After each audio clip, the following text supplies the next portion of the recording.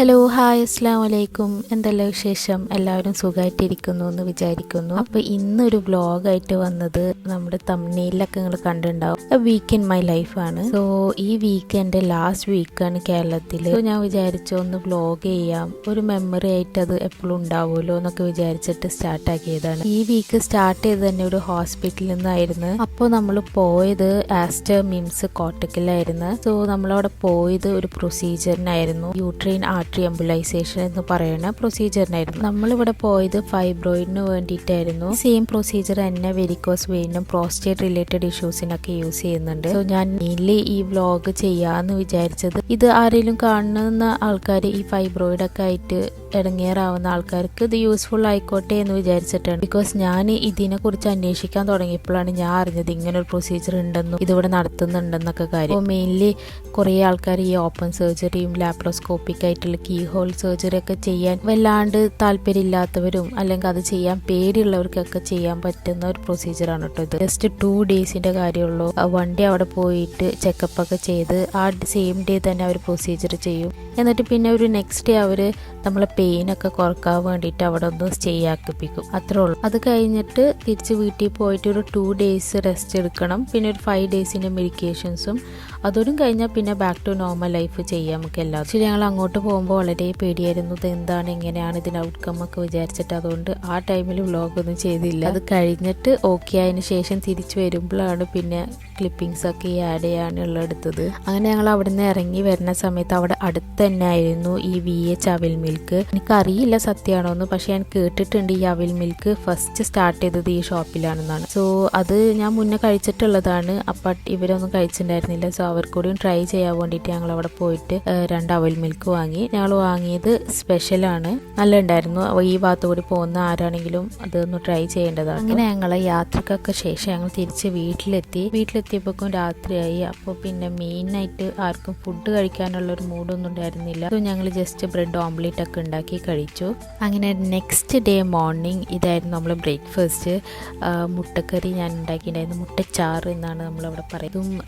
പിന്നെ തേങ്ങാപ്പാലും പത്തിരിയും അങ്ങനെയൊക്കെ ആയിട്ടുള്ള ബ്രേക്ക്ഫാസ്റ്റ് ആയിരുന്നു. ഇത് നമ്മളവിടുത്തെ കോമൺ ആട്ടോ, ഈ തേങ്ങാപ്പാലും പത്തിരിയും കോമ്പിനേഷൻ. പിന്നെ ഈ വ്ളോഗിൽ കാണുന്നത് ഒരു ദിവസം നടന്നതൊന്നുമല്ല കേട്ടോ, നെക്സ്റ്റ് ഡേ ആയിട്ട് നടന്ന ഓരോരോ കാര്യങ്ങളാണ്. പിന്നെ നമ്മൾക്ക് ഈ ദൃശ്യ ഹോസ്പിറ്റലിൽ ഒന്ന് പോകേണ്ട ആവശ്യം ഉണ്ടായിരുന്നു, ഡോക്ടർ ചെക്കപ്പ് ഒക്കെ ചെയ്യാൻ വേണ്ടി. അത് കഴിഞ്ഞ് തിരിച്ചു വന്ന് ഞാൻ ചിക്കൻ കറിയൊക്കെ ഉണ്ടാക്കിയിട്ടുണ്ടായിരുന്നു. സോ അതൊക്കെ കൂട്ടി ഞങ്ങൾ ഡിന്നറും കഴിച്ച് കിടന്നുറങ്ങി. നെക്സ്റ്റ് നമുക്കൊരു കല്യാണം ഉണ്ടായിരുന്നു, ഒരു ഫാർ റിലേറ്റീവിൻ്റെ ഒരു കല്യാണം ഉണ്ടായിരുന്നു. സോ അതിന് വേണ്ടിയിട്ട് കല്യാണത്തിന് പോയി. അവിടെ പോയി നല്ല അടിപൊളി ബിരിയാണിയും ഡിസേർട്ട്സ് ഒക്കെ കഴിച്ച് ഞങ്ങൾ തിരിച്ച് വീട്ടിൽ വന്നു. അങ്ങനെ അന്നത്തെ ഡേ എഡിറ്റിങ്ങും കാര്യങ്ങളൊക്കെ ആയിട്ട് തീർന്നു പോയി. പിന്നെ നൈറ്റ് ഞങ്ങൾ കുറച്ച് സ്റ്റിച്ചാക്കിയ ഡ്രസ്സൊക്കെ വാങ്ങാണ്ടായിരുന്നു ലിവാസിൽ. ഇത് ഗുരുവായൂരുള്ള ഷോപ്പാട്ടോ, അവിടെ പോയി അത് കളക്ട് ചെയ്തു. പിന്നെ ഇതിൻ്റെ ഇടയ്ക്ക് ഞങ്ങൾ തിരിച്ച് പോകാനുള്ള പാക്കിങ്ങും കാര്യങ്ങളൊക്കെ നടക്കുന്നുണ്ടായിരുന്നു.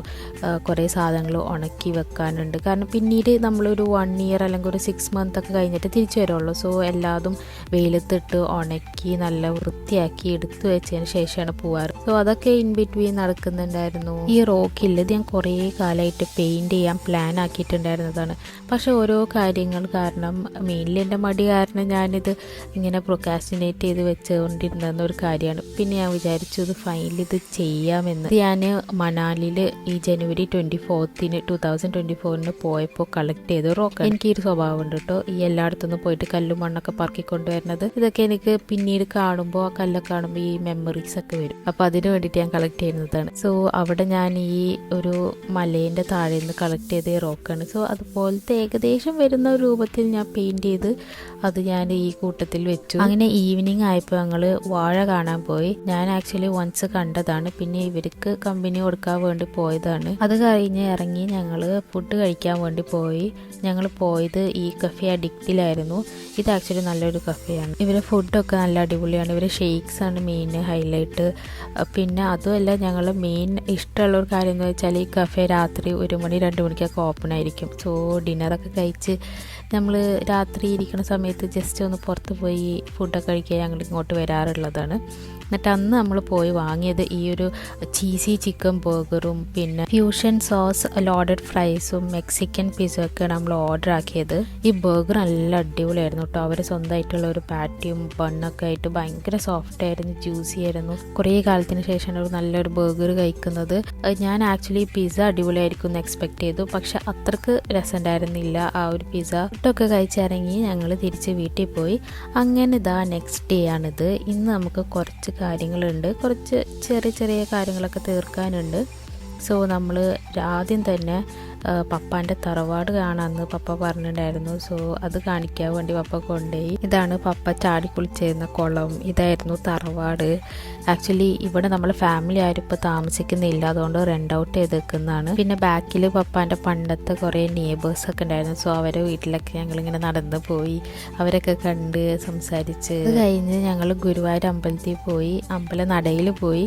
ഞാൻ എപ്പോൾ ഇവിടെ വന്നാലും വൺസ് ഇവിടെ പോകാറുണ്ട്. ചെറിയ ചെറിയ കുറേ സാധനങ്ങളൊക്കെ ഈ സൈഡിൽ ഷോപ്സിലൊക്കെ അവൈലബിൾ ആണ്, ഈ ആക്സസറീസൊക്കെ. അപ്പോൾ അതൊക്കെ ജസ്റ്റ് നോക്കാനും ഒക്കെ വേണ്ടിയിട്ടാണ് ഞാൻ അവിടെ പോയത്.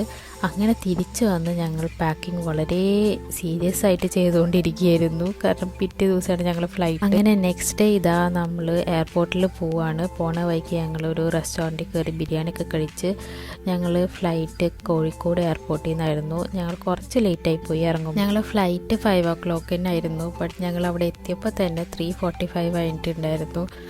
പിന്നെ ഞങ്ങൾക്ക് കുറേ ലഗേജ് ഉണ്ടായിരുന്നു. എയർ അറേബ്യ ആയിക്കൊണ്ട് 2 pieces ആക്കണമല്ലോ അവർക്ക്.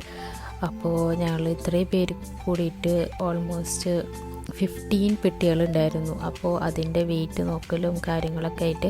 ബട്ട് നമ്മളായിരുന്നു ലാസ്റ്റ് എത്തിയത് അവിടെ ചെക്കിങ് കൗണ്ടറിൽ, അതുകൊണ്ട് നമ്മൾ പെട്ടെന്ന് ലഗേജൊക്കെ കൊടുത്തു. ലാസ്റ്റ് ആയതുകൊണ്ട് എവിടെ ഇരുന്ന് മുഷിയേണ്ടെന്ന് ആവശ്യം ഉണ്ടായിരുന്നില്ല, ഡയറക്റ്റ് പെട്ടി കൊടുക്കുക, ഫ്ലൈറ്റിൽ കയറില്ലായിരുന്നു ഞങ്ങൾക്ക്. അതിന് ഇൻ ബിറ്റ്വീൻ വാഷ്റൂമൊക്കെ ഒന്ന് പോയി, എന്നിട്ട് നമ്മൾ ഡയറക്റ്റ് ഫ്ലൈറ്റിൽ കയറി. അങ്ങനെ ഫ്ലൈറ്റിൽ കയറി തല്ലൂടിയിട്ട് ഞാൻ വിൻഡോ സീറ്റൊക്കെ വാങ്ങി അവിടെ കയറിയിരുന്നു. പിന്നെ നമ്മളിങ്ങനെ കുറേ നേരം ഫ്ലൈറ്റ് എടുക്കാൻ വേണ്ടി കാത്തിരുന്നു. ആക്ച്വലി ഫ്ലൈറ്റ് ഫുള്ളായിരുന്നു. വെക്കേഷനൊക്കെ കഴിഞ്ഞ് തിരിച്ച് വരുന്ന ടൈമാണ്.